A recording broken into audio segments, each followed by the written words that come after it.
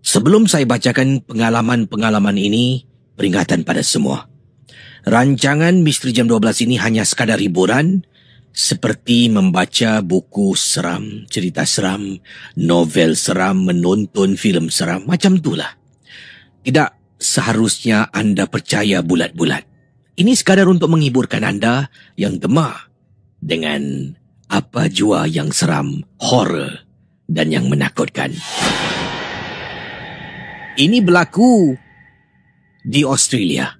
Kiriman daripada Kak Hasna ketika dia dan suami baru berpindah ke Australia pada tahun 1999. Kakak dengan suami menyewa sebuah apartmen. Casey, malam yang pertama kami tinggal dekat apartmen ini, waktu malam kakak dengan suami sedang tidur, Casey. Tengah tidur dengan suami pada waktu malam, tiba-tiba kakak kejut suami. Bang, abang, bang, suami tanya, ada apa yang? Kemudian kakak kata, bang, abang dengar tak? Dekat dapur macam ada orang main pinggan, bang.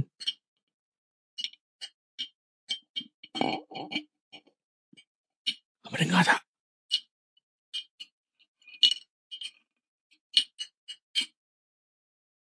Tiba-tiba bunyi pinggan jatuh pecah.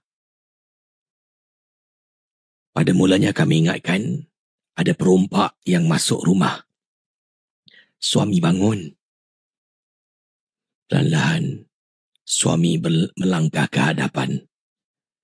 Suami melangkah ke hadapan dan suami cuba tengok kalau ada orang.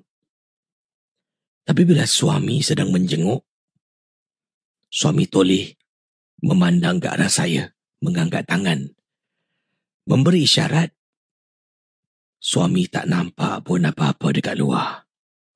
Sedang suami memandang ke arah kakak, kata Kak Asna, waktu itu yang berada dalam bilik seorang diri. Suami dekat living room, ruang tamu. He was standing there, suami sedang berdiri di sana, memandang ke arah bilik, angkat tangan kiri dengan kanan, dia tengah shredding, ataupun menggerakkan bahunya atas bawah macam tak ada apa-apa.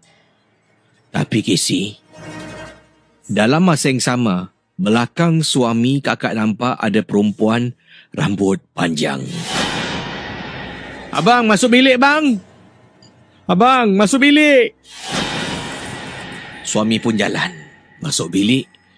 Bila suami sampai depan pintu, bang, tutup pintu bilik bang. Tutup pintu?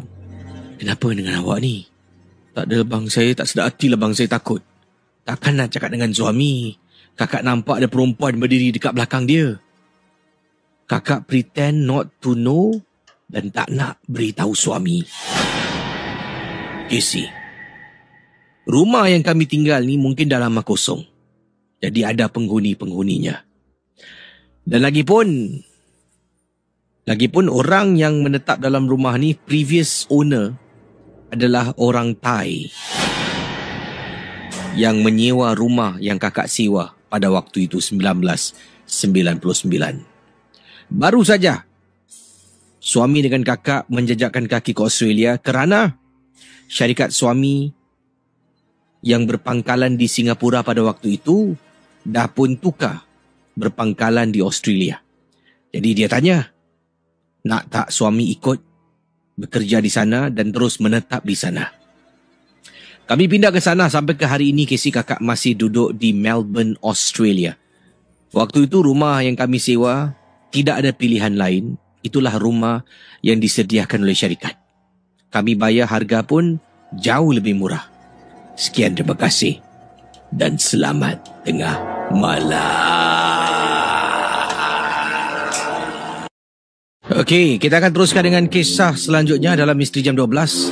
Saya nampaknya ada terima kiriman, terima kasih atas kiriman voice note. Anda boleh kirimkan voice note kepada saya Casey dengan kirimkan ke talian +65 97868464. +6597868464. Saya akan putarkan voice note kiriman daripada teman kita sebentar nanti. Bagus dia siap ada muzik latar yang dipasang Jadi kita akan dengar apakah kisah yang dimaksudkan. Tapi sebelum tu saya nak baca kisah yang ini dahulu, saudara. Kejadian yang diceritakan dalam kiriman ini kepada saya, ini datangnya daripada Kak Samsiah. Kak Samsiah katanya. Ini pengalaman Kak Samsiah, sama ada benar ataupun tidak, kita hanya dengar dan kita buat nilai sendirilah. Jadi Kak Samsiah menceritakan, Casey, kakak pernah, kata Kak Samsiah, kakak pernah satu ketika dahulu, mana nak cakap ni baiklah, bergurukan pada seseorang, berguru pada seseorang, dan seseorang ini sebenarnya mengambil kesempatan atas niat Kak Samsiah pada waktu muda dahulu nak pelajari ilmu yang lain dari yang lain. Itulah yang boleh saya gambarkan pada anda semua.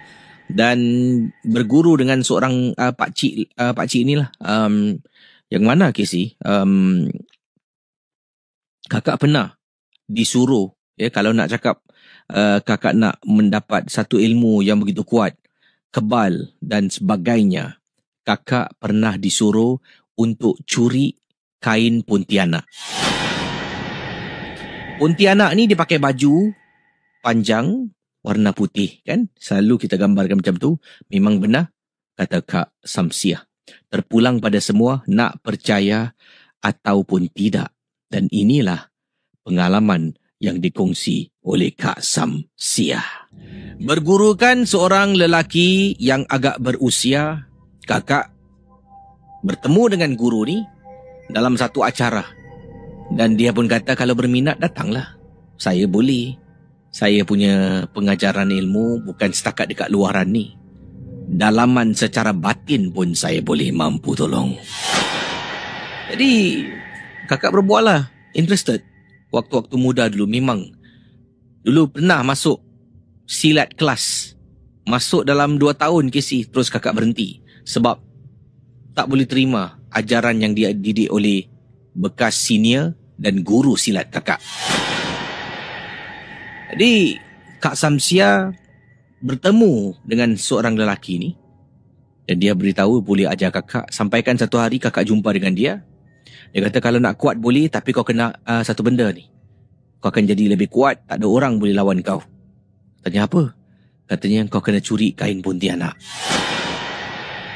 Kakak pun tanyalah, kain Pontianak macam mana nak curi? Jadi dia cakap, aku boleh tolong kau. Aku boleh tolong kau cara-cara nak seru dia datang. Lepas tu kau dengan segera tarik kain dia, ni gunting ke gunting kain. Dengar Casey macam senang. Padahal bukan Casey. Memang amat menyusahkan. Jadi kakak balik rumah fikir Casey seminggu lebih duduk balik rumah fikir. Nak tak nak. Akhirnya kakak kata, okey, Pak Wan, saya setuju. Saya nak buat. Saya nak ilmu, saya nak kekuatan, saya nak segala-galanya.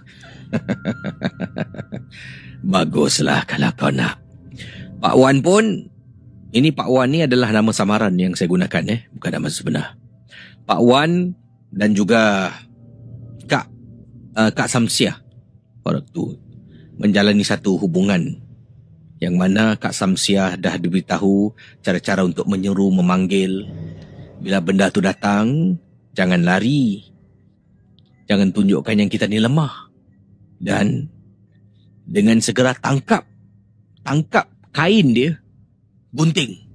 Lepas tu, bawa dekat aku. Nanti kau boleh jadi luar biasa.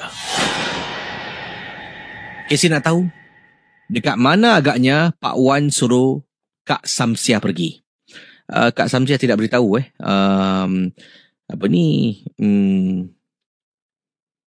usia berapakah yang dikongsi sama oleh Kak Samsiah. Tapi inilah kisahnya.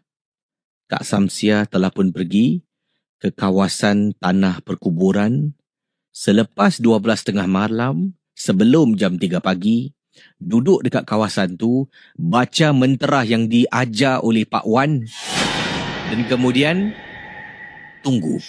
Casey tengah duduk ni, tepuk kaki, tepuk, pijak lantai, tepuk lagi.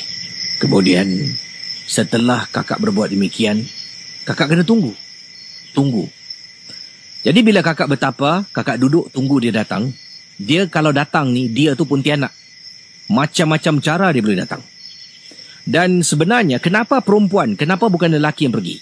Kenapa tak tok guru kakak pergi dapatkan kain Pontianak ni? Lelaki berbahaya sedikit kalau pergi. Sebab kalau datang yang jenis ganas, Casey nak lawan agak susah. Boleh mendatangkan masalah yang besar. Kenapa perempuan boleh? Sebab menurut Pak Wan, guru kakak pada waktu itu, sekiranya dah hilang kawalan, bahagian atas tu, tunjukkanlah bahagian badan atas perempuan ni. Bila Cik Pon nampak, dia akan lari. Cik Pon ni, Pontianak ni, dalam sejarah yang bertulis, sama ada benar ataupun tidak, kata Kak Samsia, ini adalah penjelasan yang diberikan oleh Pak Guru bernama Pak Wan. Pak Wan ni nama samaran saya berikan. Pontianak ni, dia sedang nak melahirkan ni, kemudian dia meninggal dunia. Apa yang berlaku meninggal dunia ni bukan ketika dia melahirkan. Itu yang selalu diceritakan oleh orang. Kan? Casey pasti pernah dengar nak melahirkan, mati, meninggal dunia. Tidak. Anak dalam kandungan, dia telah pun dibunuh dengan kejam. Lalu meninggal dunia ketika sedang hamil. Itu kisah yang Pak Wan ceritakan pada kakak. Jadi katanya lagi, bila Pontianak ni meninggal dunia, anak dalam perut, biasalah Casey, meninggal dengan anaknya nak disusu badan. Macam manusia, nak susu badan. Tapi masalahnya, makhluk Pontianak bahagian depan dadanya dah berada di belakang. Jadi bila perempuan tunjukkan bahagian dadanya, Pontianak tu nampak, dia rasa malu dan dia akan lari dengan keadaan fizikalnya. Itu yang diceritakan oleh Pak Wan. Sebab tu perempuan kalau pergi lebih selamat daripada lelaki. Sebab tu kakak disuruh pergi. Dan satu lagi, Casey, bila datang, Pak Wan kata, ada macam-macam banyak petanda-petanda mengatakan Pontianak ni dah datang. Jadi, apakah tanda-tanda yang dikongsi oleh Pak Wan kepada akak kita untuk misteri jam 12? Antara tanda-tanda bau harum. Bau harum bertukar menjadi busuk, ataupun bau busuk bertukar menjadi harum. Harum tu baunya, bau seolah-olah bau bunga cempaka. Bunga cempaka, pokok bunga cempaka memang tempat favourite Pontianak. Pokok kekabu katanya di sini, memang tempat favourite Pontianak. Ini apa yang diceritakan oleh Pak Wan kepada Kak Samsia. Jadi bau. Kadang-kadang tak ada bau. Kadang-kadang bau belum sampai. Lazimnya bau lah. Busuk atau wangi, ada bau. Kadang-kadang yang datang dulu bukan bau, tapi angin. Tiba-tiba angin kuat. Tempat lain tak, tempat kita je. Hati-hati Selepas bunyi angin, dan kalau dengar bunyi burung hantu, suaranya agak jauh.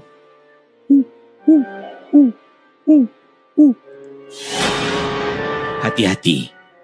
Dia dah ada dekat dengan kita. Dan yang paling ketara sangat-sangat, kalau terdengar bunyi, anda bayangkan diceritakan oleh Kak Wan dekat sini, Kak Samsia, yang diceritakan oleh Pak Wan. Jadi tengah duduk dekat hutan, tanah perkuburan, kemudian tengah duduk, tengah baca mentera yang dikongsi, yang dibacakan, baca mentera, tengah baca. Tiba-tiba terdengar bunyi bayi menangis. Hati-hati, dia dah sampai. Jadi ini penjelasan, penjelasannya dia letak dalam bracket. Kak Samsia letak dalam bracket supaya anda dapat sedikit gambaran apa yang akan berlaku dan mungkin boleh berlaku. Jadi balik pada kisah Kak Samsiah. Pergi tapak tanah perkuburan, duduk sorang-sorang mula baca mentera. Pendengar Ria 897. Duduk, baca dan baca dan baca dan baca. Apa yang terjadi selepas itu? Bayangkan, kakak terdengar bunyi burung hantu.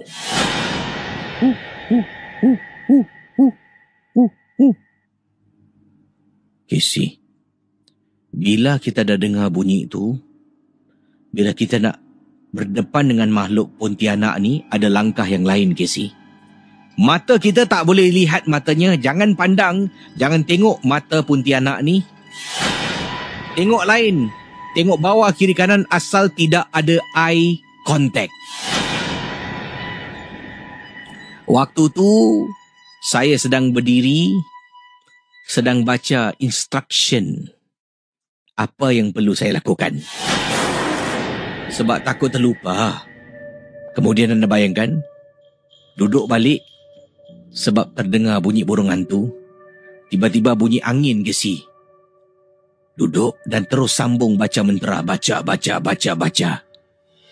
Tahu-tahu pendengar Ria 897 FM, kakak terdengar suara sesuatu bersayap. Waktu itu kakak dah takut. Kakak terus berdiri, tinggalkan kawasan tanah perkuburan. Kakak tak balik rumah. Kakak tidur rumah teman kakak.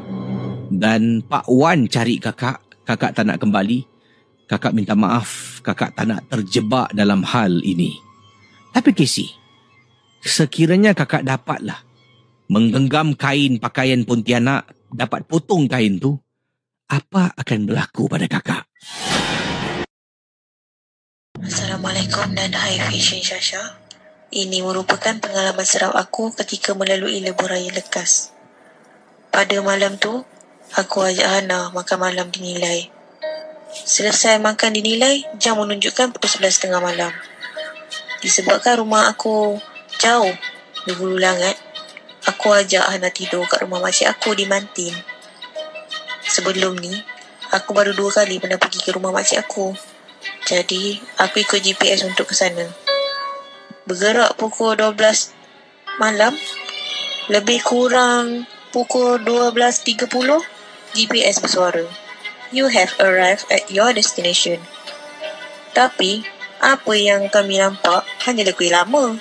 3 kali kami cari jalan, tetap menuju ke kuih lama yang telah terbiar tu. Aku dan Hana dah cuak.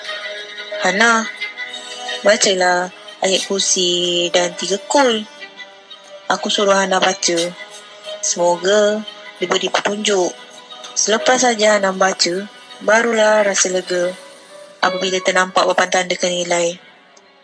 Akibat berpusing-pusing mencari rumah makcik aku tadi, jam dah menunjukkan pukul 2 pagi. Hana akhirnya ajak aku tidur kat rumah aku je kat Hulu Langat. Kiranya kami lalu highway Lekas. Akhirnya kami masuk ke highway Lekas. Dan kereta tak banyak pun pada malam tu. Apa yang menghairankan aku sejak masuk ke highway Lekas ni, Hana diam tunduk. Aku tanya, Hana, kau okey ke? Hana cuma jawab, aku biarkan saja Hana, mungkin dia penat. Dah lama kan mencari jalan rumah makcik aku tadi. Tiba-tiba anak mata aku menangkap ada kain putih tergantung kat tingkap di mana Hana duduk tu. Aku cuba menguatkan genggaman aku kat steering supaya tak hilang kawalan. Aku tengok cermin pandang belakang, aku nampak hitam je. Tak ada langsung ternampak garisan putih jalan raya. Apa yang peliknya, bila tengok cermin sisi, elok pula. Nampak jelas garisan putih. Dada aku betul-betul berdebar-debar. Aku ambil CD bacaan Al-Quran dan aku pasangkan. Tak sampai seminit, Hana tiba-tiba matikan. Aku hidupkan, Hana matikan. Aku hidupkan, tiba-tiba Hana gigit dengan aku. Aku cepat-cepat tarik tangan. Muncullah kereta masih dalam kawalan. Hana, kau ni dah kenapa? Tiba-tiba Hana ketawa mengilai. Kau dah takut ke? Hana tanya dengan nada yang betul-betul menyerahkan. Aku masa tu dah tak tahu nak buat apa. Aku laungkan Allahu Akbar. Sekuat hati aku. Tapi Hana kat tepi aku tak memberi respon. Malah dia menjeling pada aku. Jeling tajam. Aku nampak tol kat depan. Lepas saja membayar tol tu, aku berhentikan kereta kat tepi jalan. Hana memang dalam keadaan meraung dan menghilang. Aku telefon mak aku, bagi tahu apa yang jadi. Beberapa minit kemudian mak aku datang bawa seorang ustaz. Hana dibawa ke rumah aku dan dipulihkan kat sana. Pukul 4.30 pagi, ustaz selesai rawat. Hana akhirnya tertidur sebab kepenatan. Esok harinya Hana bangun dan menceritakan kat aku. Rupa-rupanya masa masuk highway lekas tu, dia ternampak perempuan berbaju putih di tepi jalan melambai-lambai. Dan lepas tu pandangan dan fikiran dia jadi kosong. Badan dia jadi lemah. Sebelum ustaz balik, dia sempat beritahu, benda tu nak menyangkat kamu tu. Kamu berdua nak dara. Tak baik keluar malam-malam macam tu. Akhirnya, sejak kejadian tu, aku dan Hana tak keluar malam lagi. Sebelum pukul 10, mesti dah ada kat rumah. Baik, kisah berikut ini ingin saya bacakan pada anda semua. Terima kasih pada kiriman yang tadi merupakan voice note yang saya terima. Kiriman berikut ini, saudara, saya tadi bila kisah tadi berkumandang, saya sedang juga membaca email, sedang menderas email ini. Memang menakutkan sangat. Ini datang daripada Alfia berkenaan dengan pembantu rumah. Pembantu rumah saya ada masalah, Casey. Pada waktu itulah. Sekarang pembantu yang terkini yang saya ada ni memang baik. Tapi sebelum mendapat pembantu yang terbaik ni, saya dapat pembantu yang langsung tidak guna. Dia berkhidmat dengan saya kurang dari 6 bulan, Casey. Saya hantar balik pada ejen. Tak boleh tahan. Dan anda bayangkan pendengar Ria 897. Bila saya katakan saya nak hantar dia balik atas perbuatannya yang tak perlulah saya dedahkan, dia pun dah tak kerja dengan saya lagi. Tapi saya nak hantar dia balik. Pada mulanya dia ni merayu. Katanya, "Ibu, jangan hantar aku pulang, Bu. Bu, maafkan aku, Bu. Maafkan aku." Dia banyak kali dah buat. Banyak kali juga dia akan cakap macam tu. Banyak kali juga akan maafkan. Macam itulah keadaannya. Sampaikan saya dah naik satu tahap, tak boleh lagi terima kesilapan yang dia lakukan. Saya pun kata, "Mohon maaf, aku tiada pilihan." "Ya, aku tiada pilihan. Mohon maaf. Ini ada sedikit wang, kamu gunakanlah," kata saya, Casey. Jadi, apa yang berlaku? Pembantu rumah jadi marah. Mula-mula dia merayu, "Ibu, tolong Bu, aku sayang sama kamu seperti keluarga sendiri, Bu. Ibu, aku enggak mau pulang, Bu. Ibu, tolonglah, maafkan aku." Udah. Berkali-kali aku udah maafkan kamu, tetapi kamu tetap lakukan kesilapan yang sama yang tidak boleh aku terima. Besar kesalahan kamu ini. Sampaikan waktu bila saya dah ambil keputusan, pembantu rumah kata, "Ibu, kamu benar-benar mau hantar aku pulang, ya, Bu?" "Ya, bisa aja. Aku enggak kisah. Bisa aja hantar aku pulang. Tapi, Ibu, kena mau ingat ya, jangan sampai naas kamu, Ibu." Casey, pembantu rumah dalam rumah kakak ni, dia ada satu bilik untuk dia gunakan. Betapa baiknya, Casey.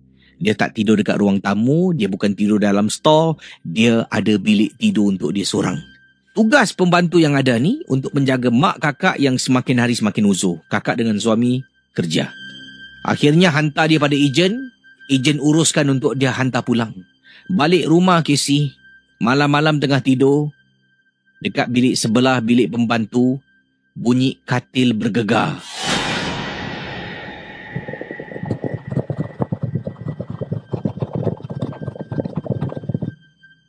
kakak terbangun, suami terbangun. Bang, dengar tak? Masuk bilik sebelah, bilik bekas pembantu, katil yang lurus menjadi sengit. Casey, dipendekkan cerita, pembantu rumah kakak ada tinggalkan sesuatu rupanya. Tinggalkan dalam rumah, Casey. Malam-malam, kalau kita balik malam, dengan suami keluar pergi sapa, dengan bawa mak, masuk dalam rumah, mak kakak tak banyak cakap. Waktu-waktu uzur ni dia tak banyak cakap, dia banyak berdiam. Nanti dia tak nak masuk. Mak, masuk mak. Dia geleng kepala. Kenapa? Masuk sini. Dia geleng kepala lagi. Kemudian kakak tanya, mak kenapa? Dekat dalam bilik Suni. Suni itu adalah nama bekas pembantu. Dekat dalam bilik Suni ada orang baring. Casey rasa tak seram ke? Akhirnya pendengar Ria 897 FM dah hantar balik, panggil pakar perubatan datang tengok rumah. Katanya dahsyat. Pembantu rumah dah tinggalkan banyak benda dalam rumah ni. Terpaksalah perlahan-lahan berbulan-bulan bersihkan rumah, bukan saja bersih secara fizikal, bersihkan rumah pada yang akan datang. Jadi rumah ni bersih daripada kehadiran makhluk halus. Bila rumah yang bersih, makhluk halus ikut kita, dia tak boleh masuk, dia akan berlega-lega dekat kawasan luar rumah. Halo, ke sini Haziq Toyol buat panggilan daripada kerja. Saya nak kongsi pengalaman awal tadi yang berlaku di rumah saya ketika saya sedang siap-siap nak kerja. Rumah saya di kawasan Punggol. Jadi benda berlaku ni bila saya sedang mandi tau, nak siap-siap. Jadi saya dah lambat, saya kelang kabut mandi semua. Bila saya sedang mandi tu, saya sedang sabun badan. Jadi saya off air. Off air, jadi dekat sink tu, sink cuci tangan lah, kira jauh tau daripada saya. Jadi bila saya sedang sabun tangan, tiba-tiba air dia terbuka tau. Macam saya tanya diri siapa yang buka air ni? Aku tak buka air pun dari tadi. Pasal bila teringat saya, bila saya sedang mandi tu, air tu tutup tau.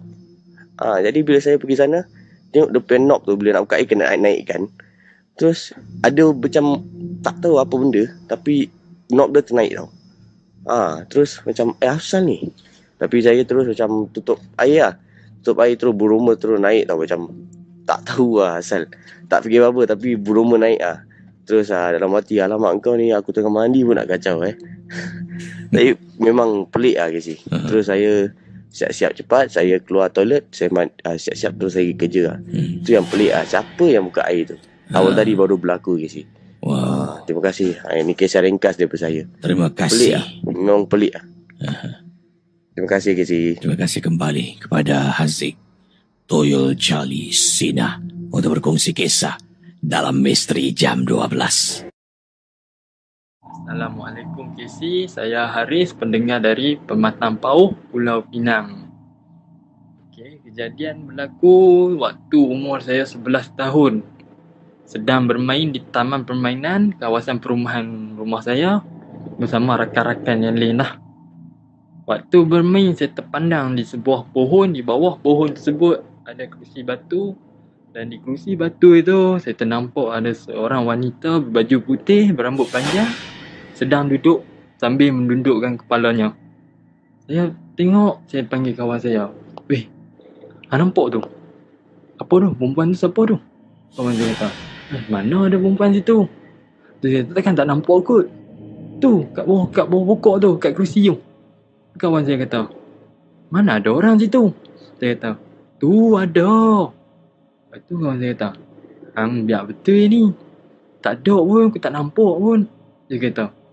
Saya kata kat dia, weh, takkan aku seorang je nampak? Tu kawan saya kata, dah lah, jom balik lah. Dah maghrib lah ni. Dia sedang pulang ke rumah berjalan. Saya terfikir, takkanlah aku seorang saja yang nampak kot. Takkan yang lain tak nampak? Kan? Sampai sekarang saya masih terfikir lagi, apa yang saya nampak tu betul atau khayalan saya. Itu sajalah Casey. Mohonlah kau kata kisah saya ni tak seram, tapi bagi saya memang seram. Terima kasih kepada teman kita dari Pulau Pinang. Berikut ini kisah yang ingin disampaikan datang daripada Nurida. Saya nak berkongsi satu kejadian, kata Nurida. Pengalaman saya ni ketika saya sedang tidur. Apabila saya terdengar bunyi ketukan pada tingkap bilik tidur saya. Jadi Nurida dalam kisah ini menceritakan dia tengah tidur dekat atas katil. Tiba-tiba dia terbangun kerana tingkap bilik ini ada bunyi ketukan macam orang ketuk. Tuk, tuk, tuk, tuk, tuk, tuk. Jadi waktu tu saya bangun, saya memandang ke arah tingkap bilik dan terdengar bunyi ketukan datang daripada tingkap bilik tidur saya. Saya ternampak dekat luar tingkap ni, saya ternampak Cik Rokiah. Cik Rokiah ni adalah jiran yang tinggal di jiran yang tinggal di sebelah unit rumah saya. Tapi masalahnya, Kisi, saya nampak Cik Rokiah dekat luar tingkap. Masalahnya rumah saya tingkat 8. Cik Rokiah dah sebulan duduk dekat hospital, tidak sedarkan diri dalam keadaan koma. Saya pula baru saja 2 hari lepas pergi ziarah Cik Rokiah yang terbaring di hospital. Tengah tidur Kisi Astaghfirullahalazim. Kisi, bila saya nampak Cik Rokiah dekat luar tingkap bilik saya, mata saya bertentangan dengan matanya. Dia tengok saya, dia senyum. Pendengar Misteri Jam 12, apa yang berlaku? Selepas saya ternampak selepas saya ternampak Cik Rokiah dekat luar rumah, dia dah ternampak Cik Rokiah kat luar rumah kan, mata saya bertentangan dengan matanya, dia senyum. Dalam seminit 2,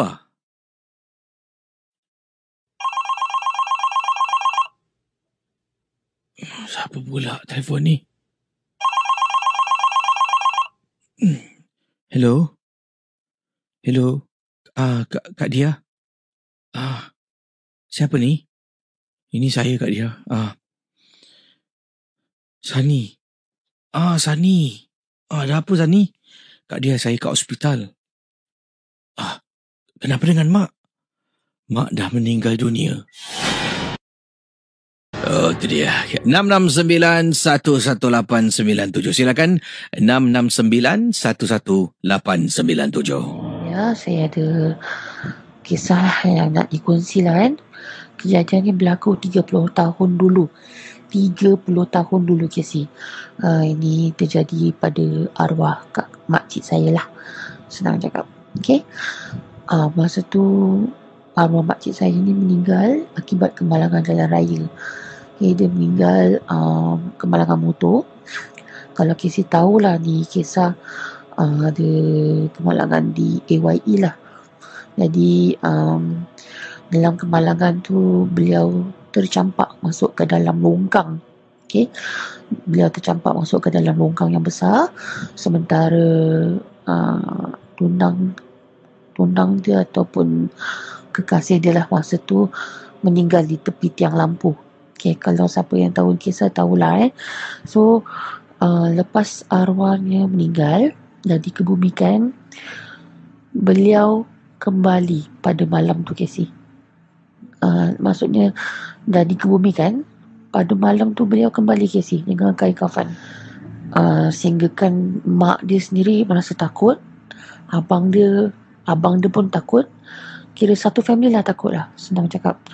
Jadi beliau ni pulang dalam keadaan sedih. Dia bersedih. Jadi dia sebab dia ni anak mak. Jadi bila dia balik, dia nangis. Dia cari mak dia depan pintu. Dia panggil mak. Jadi bila mak dia tu dengar suara dia dan datang nampak dia dekat pintu, mak dia jadi takut Casey. So ada satu kali tu, ini bukan saya nak cakap lah, tapi saya masa tu umur saya 7 tahun. Jadi saya ni dulu suka tidur rumah nenek saya. Okay. Pasal kita ni semua saudara lah, jadi tinggal satu blok. Arwah makcik saya dia tingkat 9, nenek saya tinggal di tingkat 8, dan saya sendiri satu family di tingkat 7. Jadi maknya arwah dengan nenek saya sepupu. Jadi bila si arwahnya ni pulang ke rumah, dia tak nampak mak dia, sebab mak dia dah lari ke rumah makcik dia lagi satu sebab ketakutan. Jadi dia balik ke rumah nenek saya. Pasal masa tu dalam rumah cuma nenek saya, makcik saya dengan saya. Jadi bila kita orang tengah tengok TV masa tu, terdengar tahu suara si arwah ni menangis. Tapi saya tak tahu lagi sih. Ni saya dengar lah, nenek saya ceritalah. Dia dengar si arwah bercakap, Oba, dia panggil. Mana mak? Dia cakap. Kali nenek saya macam terdiam tu, Casey, tengok TV terdiam. Makcik saya yang kat dalam dengan saya ni, makcik saya terus melompat kepada nenek saya. Dia cakap, Mak dengar tak apa yang aku dengar, kata dia. Sekali nenek saya pun cakap, Aku dengar. Dah. Kau bawa masuk budak ni, masuk dalam bilik. Nenek saya cakap itu. Jadi nenek saya pun tak berani Casey nak pergi ke depan. Jadi dia orang biarkan je lah dia ke situ. Jadi nenek saya ni pasal dengar suara depan pintu tapi tak nampak lah, cuma dengar suara dia je. Jadi nenek saya daripada dalam tu, nenek saya cakap, baliklah kau ke alam kau dah bukan lagi di dalam dunia nyata. Baliklah kau pada asal, baliklah kau pada dunia kau. Mak kau tak ada rumah, kau janganlah takutkan dia, kau baliklah. Tempat nenek saya cakap itu. Jadi dia cuma cakap yang dia nak jumpa mak dia buat kali terakhir. Dia sebab dia rindu mak dia. Jadi nenek saya cuma cakap, nanti Obert pesan pada mak kau, tapi kau baliklah, dunia kau bukan lagi di sini. Dia balik isi. Lepas tu dia, sejak daripada hari tu, lepas nenek saya bilang mak dia kan, agaknya mak dia pergi kubur dia, mak dia datang melawat dia, menziarah kubur dia, dia dah tak balik lagi, Casey. Itulah kisah yang saya nak kongsi lah. Selamat tengah malam. Terima kasih kepada anda yang sedang bersama dengan saya. Kisah berikut ini yang Casey nak bacakan kepada anda semua, ini datang dari Kak Lin, pendengar Misteri Jam 12 dari Alo Gajah Melaka. Kejadian ini berlaku ketika kakak sedang mandi balik kerja waktu malam. Sampai rumah jam 11. Suami anak-anak dah tidur. Kakak kerja shift. Jadi bila balik sampai rumah jam 11, kakak pun mandi dalam tandas di rumah. Bayangkan pendengar Ria 897 FM. Sedang kakak mandi dalam tandas, kakak terdengar ada orang buka peti ais. Ya, buka peti ais. Jadi kakak pun cakap, "Bang, sebabnya budak-budak takkan bangun ke sih? Yang bangun selalunya suami kakak." Kakak tanya, "Bang?" Kemudian, tak ada orang pula. Tapi dengar ni orang buka peti ais. Kakak pun habis mandi keluar daripada tandas. Buka pintu tandas, ternampak pintu peti ais terbuka. Tapi tak ada orang. Tutup pintu peti ais, jalan masuk bilik, tengok anak-anak, 2 orang anak kakak sedang nyenyak tidur bersama dengan mak kakak dalam satu bilik. Suami sedang tidur. Kakak masuk, kakak kejut suami. Bang. Abang. Ya, baru balik ke? Dah dari tadi juga baru mandi ni bang. Abang, tadi abang masuk dapur bang Abang buka peti ais. Hah? Tak adalah. Kenapa? Oh, tak ada apa-apa. Suami sambung tidur balik. Casey, siapa yang buka peti ais? Kakak pun bangun. Dah salin pakaian. Tuala tu nak gantung. Kalau nak gantung tuala, kena pergi ke bahagian servis balcony dekat rumah. Kan? Jadi kakak pun angkat tuala tu, jalan keluar dari bilik. Ruang tamu gelap. Kakak ternampak bilik anak yang tadi kakak masuk, pintu memang tak tutup. Ternampak mak kakak tengah tidur dekat atas katil bersama dengan 2 orang anak kakak yang masih kecil. Jalan pergi dapur. Tiba-tiba tengah gantung tuala dekat dapur, lampu dekat dapur mati. Kakak dengar. Jadi bila kakak berdiri memandang ke arah tempat ampaian ni, sedang nak gantung tuala, kakak campak tuala tu dekat ampaian, nak tarik, kasih dia lurus. Ada orang tutup lampu ke sih? Pasal dengar bunyi switch, terus lampu mati. Kakak toleh belakang. Toleh belakang, kakak nampak ada kelibat orang. Dan kelibat ni, kelibat perempuan. Takkan mak. Kakak ada 2 orang anak. Anak kakak 2 perempuan. Tapi kelibat tu, kelibat orang dewasa. Kakak pusing jalan, pergi dekat pintu dapur tu, tengok. Mak tengah tidur dekat atas katil dengan 2 orang anak kakak. Pendengar harapan 97. Masuk bilik anak, buka lampu. Tengok mak tengah tidur. Tutup balik lampu, masuk dalam bilik tidur kakak. Besok pagi, bangun. Mak, semalam mak ada tak buka peti ais lupa nak tutup? Ha? Tak adalah. Oh, kenapa? Tak, saya tanya je. Mungkin budak-budak agaknya. Okey, saudara. Ini ada beberapa video dan juga yang dikongsi sama benar ataupun tidak pasti. Tapi apa yang dikongsi sama ni, ada beberapa klip-klip audio video yang diketengahkan dan ada laman sebuah laman ni. Laman ni adalah laman seram lah.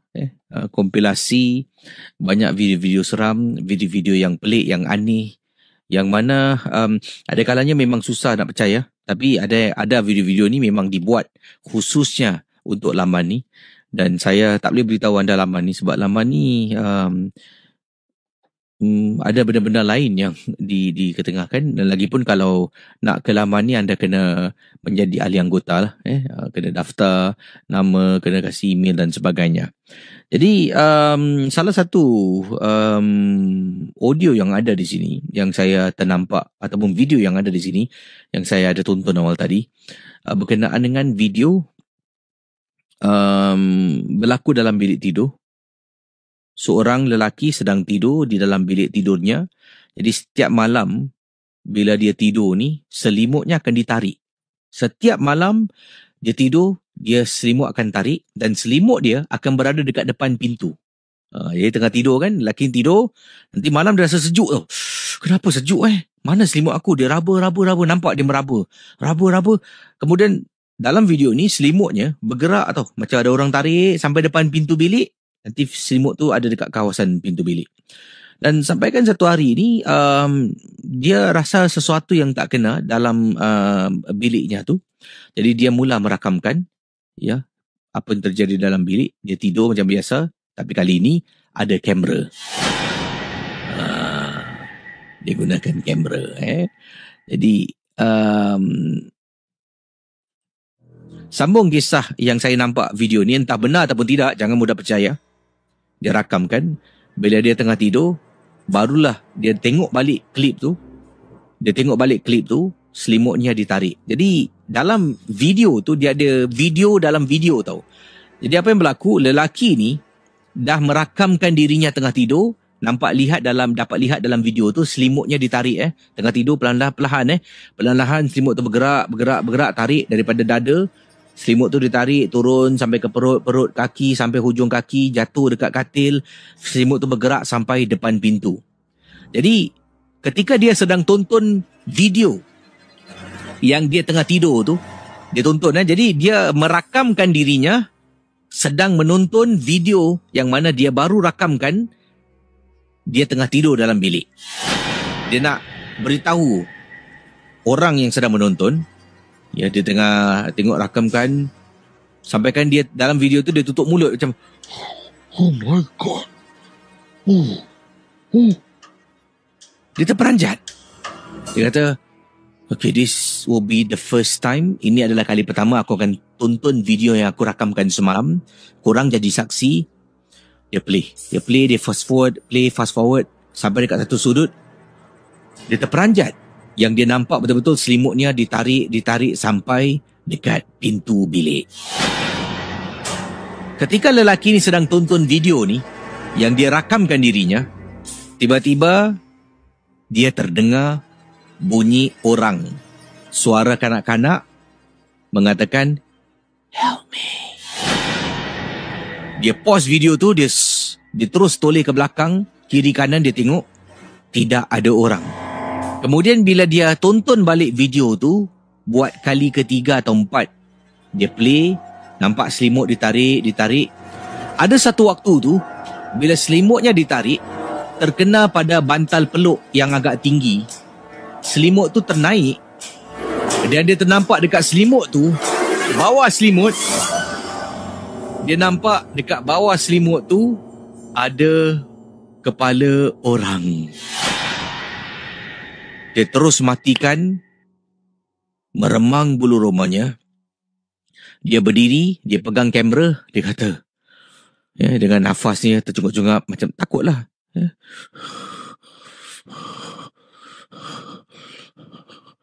What happened? Dia tanya, apa yang berlaku dekat rumah ni? Apa yang berlaku ni? Bila dia berhenti, dia cuba pejam mata. Bayangkan dekat belakang dia, video tu merakamkan dia tengah pejam mata. Dalam video tu, belakang ada orang menjengah. Sekali saja. Okey, itu dia kisah. Silakan 669-11897. 669-11897 untuk berkongsi kisah. Dan katanya di sini, okey, daripada Kak Nana, katanya Casey pakai 2 handphone tau. Ada backup Terima kasihlah Kak Nana, terharu saya suka dengar bersama dengan Misteri Jam 12. Jam berapa agaknya di mana di Amsterdam sekarang ni Kak Nana Sarina? Yang gini datangnya daripada Bang Zola. Wow, nama macam pemain bola sepak dulu Zola memang dulu seorang pemain bola sepak yang disegani Bang Zola kata, Assalamualaikum Casey, Zola di sini nak berkongsi satu kisah yang ringkas. Saya pernah pergi rumah makcik dekat Pontian. Saya ni orang Singapura. Makcik saya tinggal di Pontian, Pekan Nanas. Jadi, kisah berlaku pada pukul 1 pagi apabila saya sakit perut, Casey. Nak terberi. Jadi, saya pun keluar daripada bilik, pergi ke dapur belakang lah. Mana ada tandas. Masuk dalam tandas tu, sedang duduk dalam tandas, tiba-tiba saya dengar suara perempuan menangis. Casey, dah lah dekat kampung, bunyi cengkerik dia kuat. Tiba-tiba tengah lepaskan hajat, Casey, dengar suara perempuan menangis. Ya Allah, Casey, pada waktu tu niat di hati terus habiskan hajat saya ni, dah bersihkan diri. Saya pun keluar daripada tandas rumah makcik saya di Pekan Nanas di Pontian, Johor. Keluar daripada tandas, sedang berjalan menuju ke arah bilik tidur lah. Katanya Zola. Tengah jalan. Tiba-tiba saya dengar. Zola. Makcik saya panggil saya. Saya toleh, makcik saya dekat dapur, Casey. Tengah duduk. Astaghfirullahalazim, tak nampak cik duduk situ buat apa? Zola. Cik. Zola. Dia mula-mula panggil saya Dia macam, Zola. Saya, cik, ada apa cik? Tiba-tiba dia panggil, suara dia bertukar menjadi seram, menyeramkan, mengilai. Saya lari masuk bilik. Ini contoh mungkin apa yang boleh saya gambarkan di sini yang diceritakan oleh Zola untuk misteri jam 12. Alah. Astaghfirullahalazim. Cik. Saya tak perasan pula tadi Cik duduk sini. Ada apa, Cik? Zola.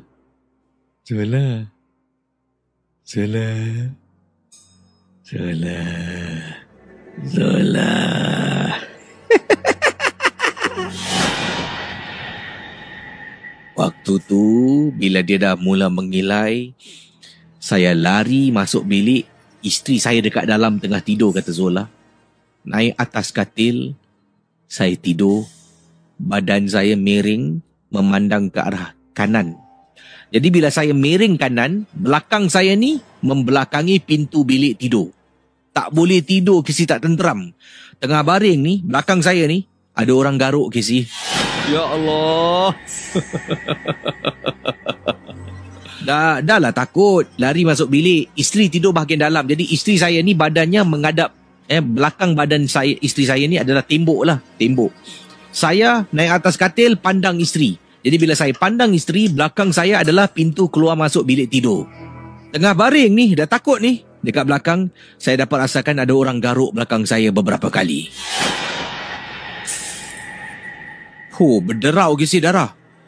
Saya pejam mata, saya baca surah, ayat kursi, saya ingat lagi. Baca. Meremang bulu roma ni turun sekejap. Saya pun pusingkan badan saya, pusingkan daripada belakang saya membelakangi pintu. Saya sekarang baring, saya pandang pintu.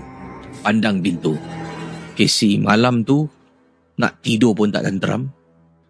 Beberapa kali saya kena gangguan. Sampailah saya terlelap.